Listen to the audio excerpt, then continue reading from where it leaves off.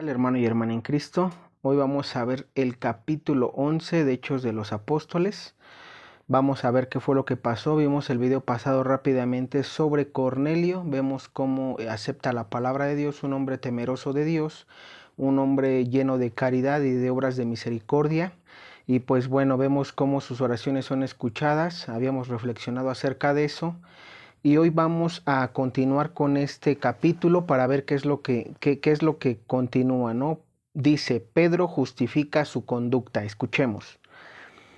Los apóstoles y los hermanos de Judea tuvieron noticias de que también personas no judías habían acogido la palabra de Dios. Por eso cuando Pedro subió a Jerusalén, los creyentes judíos comenzaron a criticar su actitud.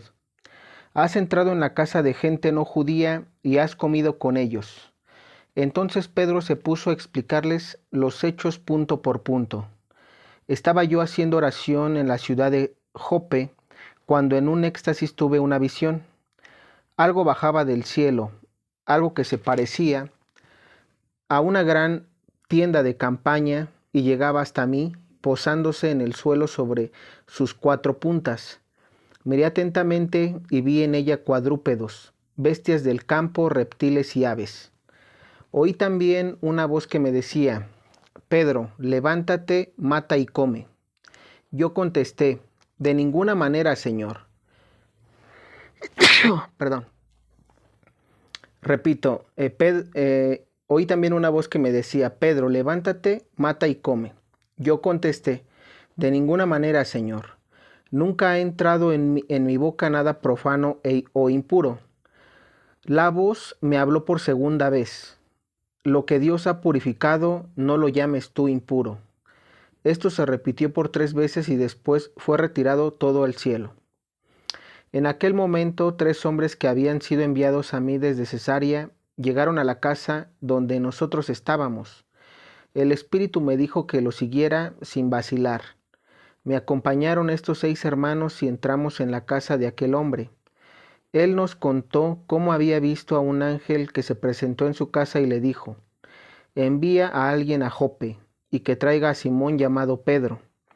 Él te dará un mensaje por el que le salvarás tú y por el que te salvarás tú y toda tu familia.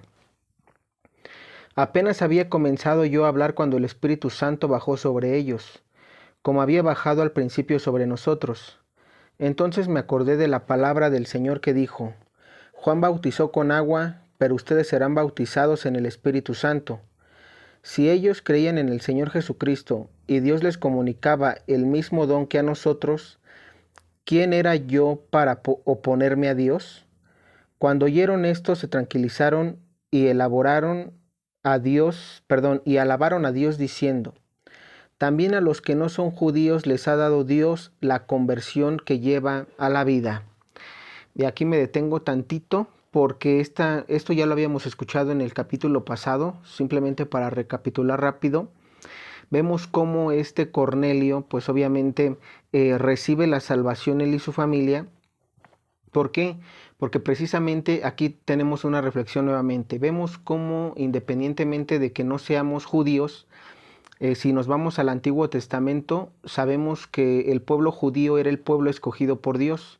Solamente el pueblo judío tenía la salvación. Precisamente por eso habían sido escogidos por Dios, ¿no? También tenemos algo muy importante, que después de eso, después de que nuestro Señor Jesucristo viene, Él pues precisamente enseña esto, ¿no? Es decir, tiene una visión Pedro entra en éxtasis. Aquí ya vemos que incluso Pedro tenía este don de profecía, ¿sí? Donde él tenía una visión.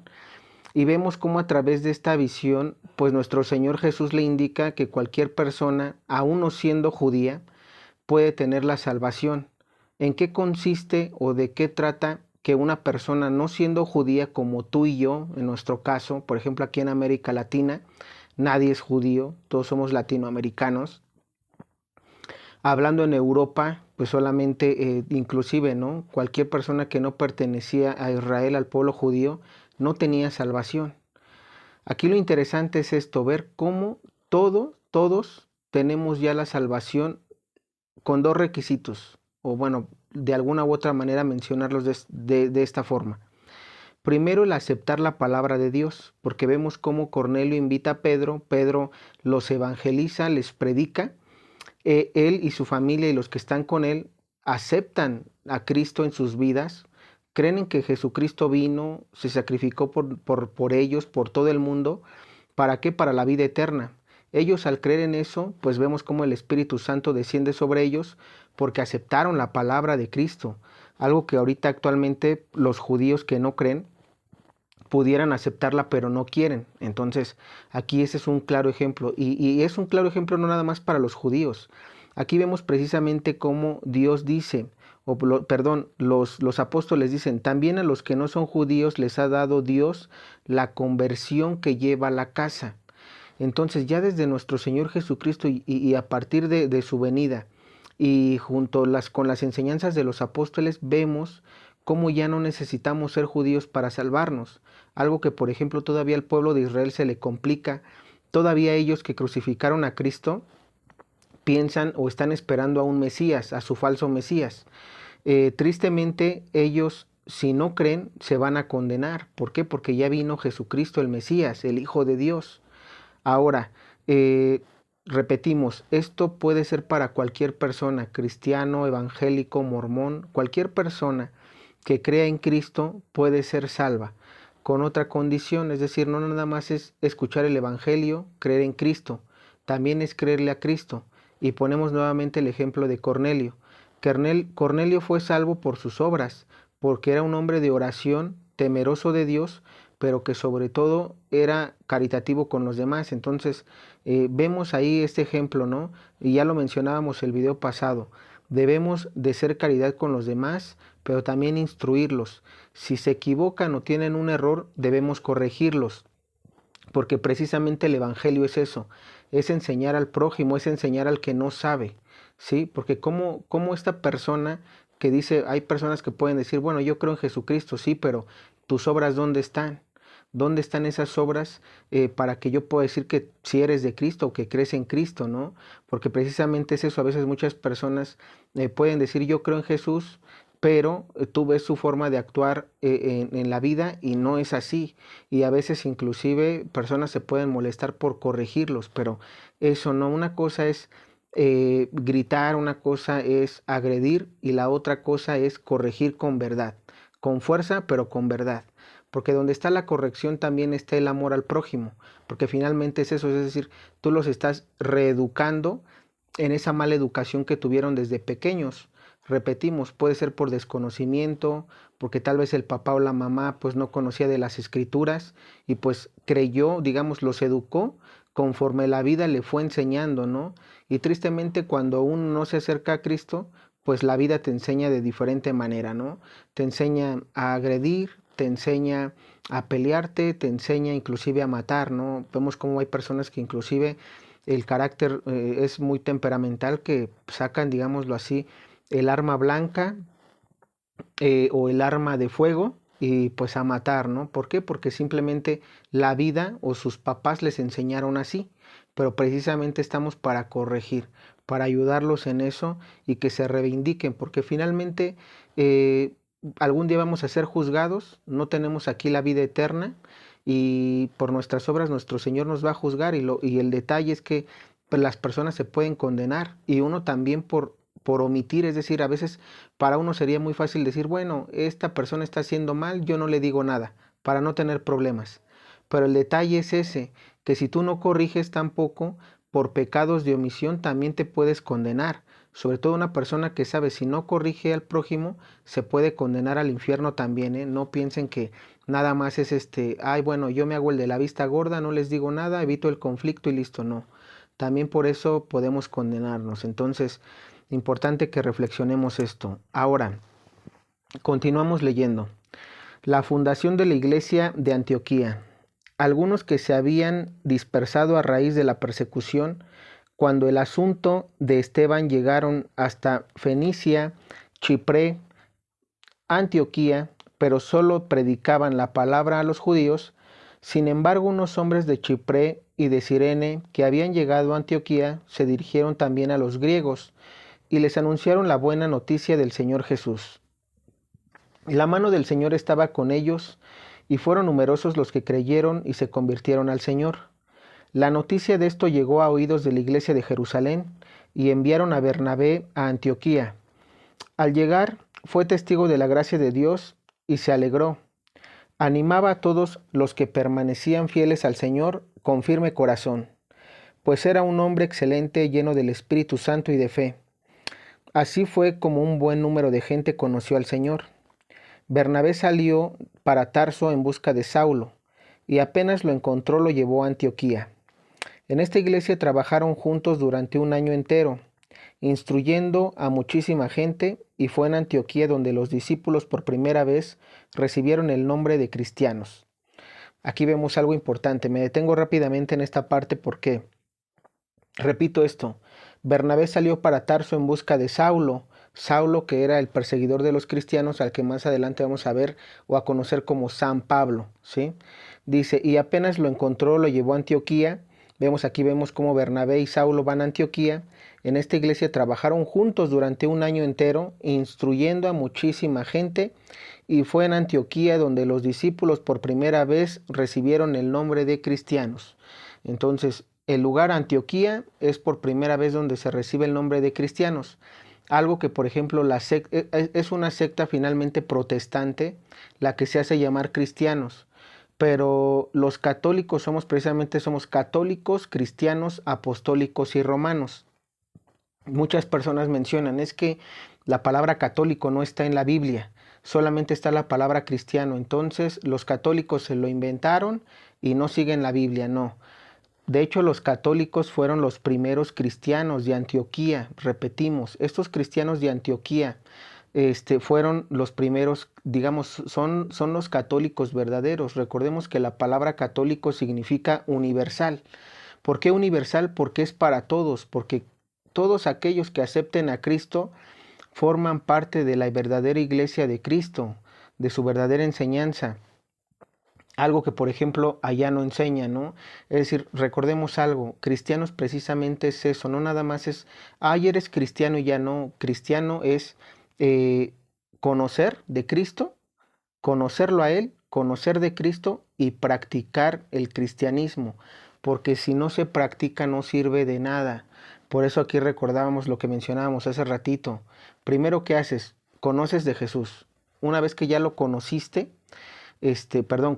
conocerlo físicamente, es decir, quién era Él, digamos una biografía rápidamente, ¿no? Cómo era, qué hizo. Posteriormente es conocerlo más a fondo. Conocerlo más a fondo es conocer sus mandamientos, conocer su vida en los evangelios, y conocer la vida de los apóstoles, lo que ahorita, por ejemplo, estamos haciendo. Eso es conocerlo. Y después es practicarlo, es decir, ya lo que leíste tienes que ir practicándolo, ¿sí?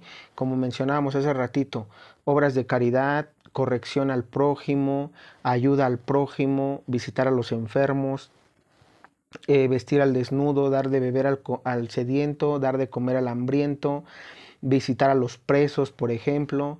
Finalmente es eso, ¿no? Una oración, que es también lo principal, una vida de oración. Recordemos que las obras de caridad no nada más son en material, porque muchas personas a veces piensan y dicen, bueno, yo no tengo dinero para hacer obras de caridad, ¿cómo las hago? Bueno, tienes lo más importante, que no necesitas dinero, ¿eh? La oración es una obra de caridad importante que nuestro Señor te pide diario. Si tú no puedes ayudar a una persona porque no tienes dinero, nuestro Señor dice, no te aflijas por eso, ora por ellos, porque también en la oración, tus oraciones, vamos a poner un ejemplo rápido. Si tú vas por la calle y tú ves a una persona que necesitaba una cobija, por ejemplo, ¿no? Porque hacía frío, pero tú porque no tienes dinero, pues no se la pudiste obsequiar o pudiste comprarle una. ¿Qué es lo que debes hacer llegando a casa? Orar por esa persona a la que viste que necesitaba de tu ayuda, para que a través de tu oración nuestro Señor le escuche, y nuestro Señor para Él no hay nada imposible. Puede hacer esa obra con alguien más, alguien que sí tiene dinero el día de mañana o más tarde puede ver a esa persona y puede hacer lo que tú no pudiste, es decir, darle la cobija, como tal, esta parte material que necesitaba. Pero ya hubo antes una oración, una petición. Es como cuando tú te acercas con tu papá o tu mamá y le pides algo, oye mamá, necesito, no sé, un cuaderno porque me lo pidieron en la escuela. o necesito una cartulina. Tuviste primero que pedirlo para que tu mamá o tu papá te escuchara y lo comprara. Lo mismo pasa en la oración con nuestro Señor Jesús. Tú debes de, a través de la oración, ir con Él y pedirle por esa persona que viste mal y que no pudiste socorrerla, para que nuestro Señor escuche tu oración y Él actúe de otra manera para ayudar a esta personita que tú no pudiste. Entonces, esa es otra manera de ayudar, algo que a veces no se enseña o no se dice, pero que es importante que ahorita lo aprendas. Bien, continuamos, dice, por aquel tiempo bajaron algunos profetas de Jerusalén a Antioquía. Uno de ellos, llamado Ágabo, dio a entender con gestos proféticos que una gran hambre vendría sobre todo el mundo, la que de hecho sobrevino en tiempos del emperador Claudio. Entonces cada uno de los discípulos empezó a ahorrar según sus posibilidades, destinando toda ayuda a los hermanos de Judea. Así lo hicieron, enviándosela a los presbíteros por medio de Bernabé y Saulo. Entonces aquí vemos también, aquí termina el capítulo, no sin antes hacer la reflexión de esto último.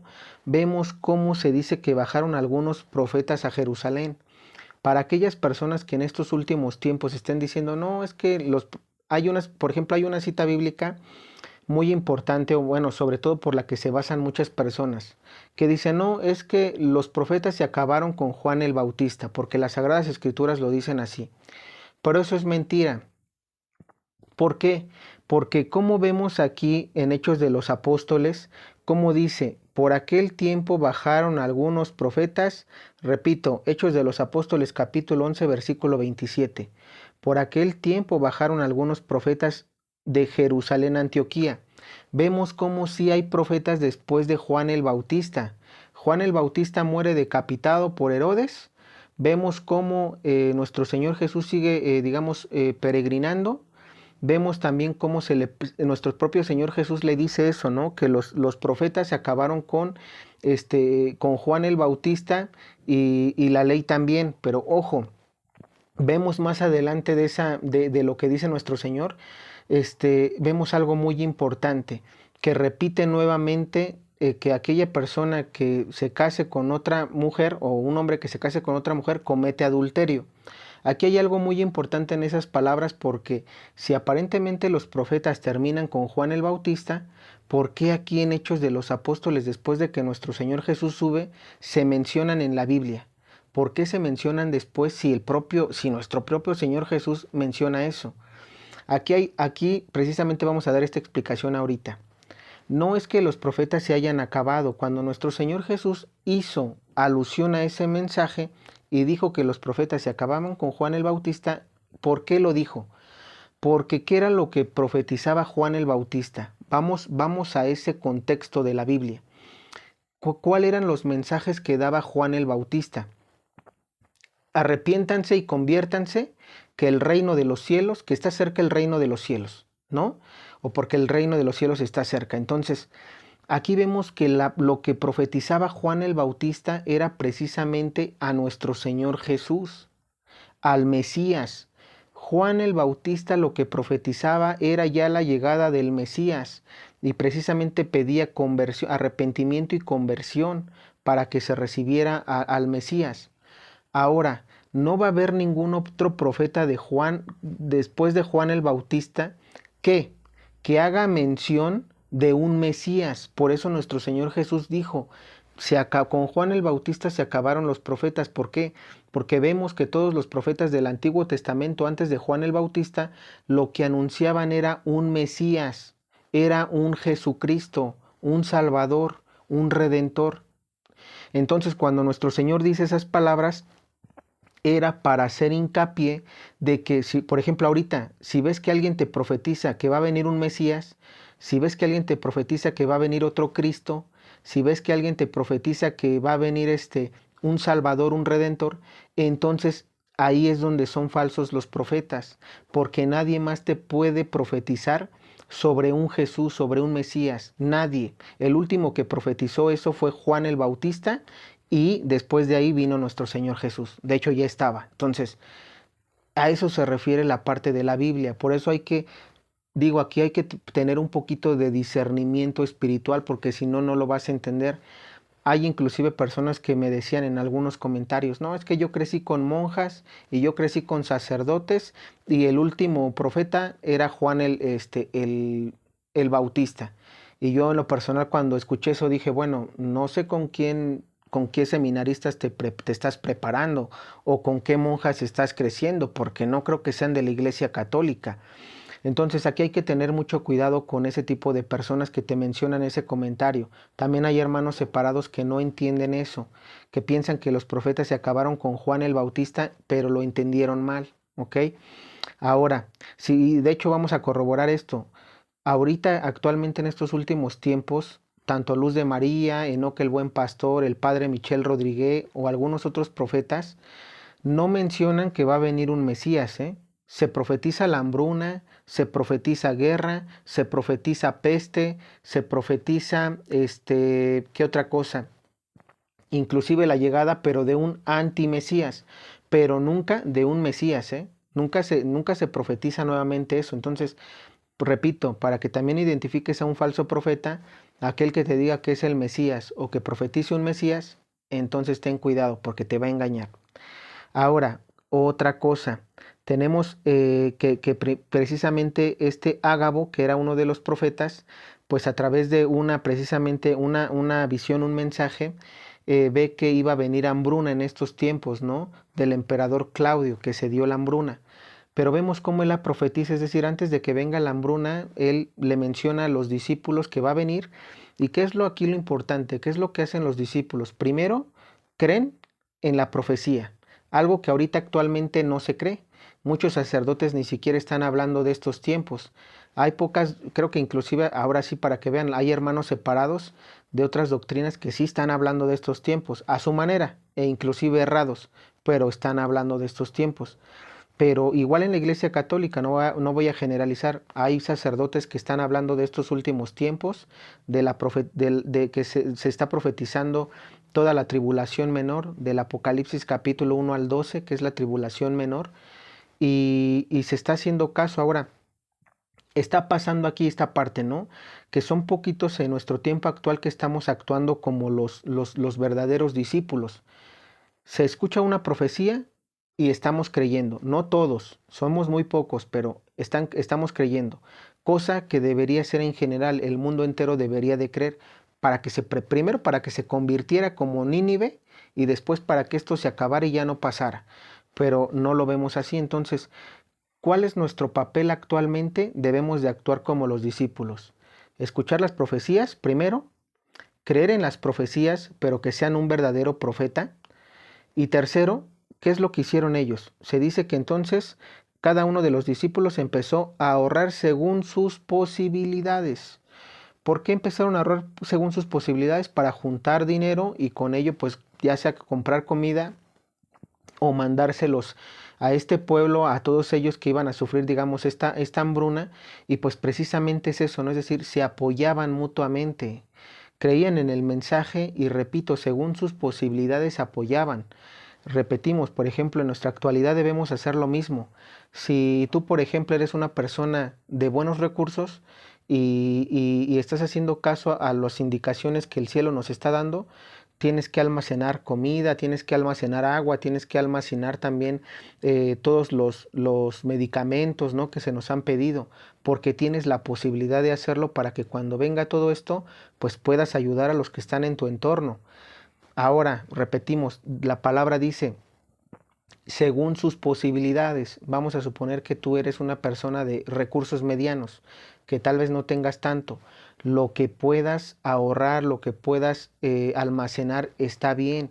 Y si de plano tú eres una persona que va al día y que no tiene, que eres de escasos recursos, ¿de qué manera dijimos que lo podías hacer? A través de la oración. Tú puedes ayudar sobre todo, digo, todos no están exentos de hacer oración. No porque tengas dinero vas a estar exento de orar y de pedir. Al contrario, tú tienes las dos cosas, tienes que hacer oración y almacenar. Pero en dado caso, para las personas de escasos recursos que no tienen, ustedes se dedican a orar y de ayudar de alguna u otra manera al prójimo en otras cosas, porque muchos podemos no tener dinero, pero ayudar al prójimo de otra manera, a través de nuestro esfuerzo físico, por ejemplo, ¿no? Pero ya el Señor te lo hará ver, Finalmente, repito, esto es lo que se debe de hacer, se debe de escuchar, se debe de actuar, de creer y sobre todo de actuar. Entonces tenemos estas tres cosas, repetimos, todo es oración y también las cosas materialmente, ¿no? Es decir, la oración y la acción. Entonces aquí no hay excusa de que es que yo no voy a hacer ni una ni otra. Si eres cristiano, debes de actuar como los primeros discípulos. Y mira que Saulo era un perseguidor de cristianos, alguien que mataba a los cristianos, y vemos cómo hace caso, se convierte y hace caso a las profecías. Bueno, prácticamente eso es todo en este capítulo. Vamos a ir reflexionando el capítulo 12 para el próximo video. Si tienes alguna duda, déjame en los comentarios. Que Dios te bendiga.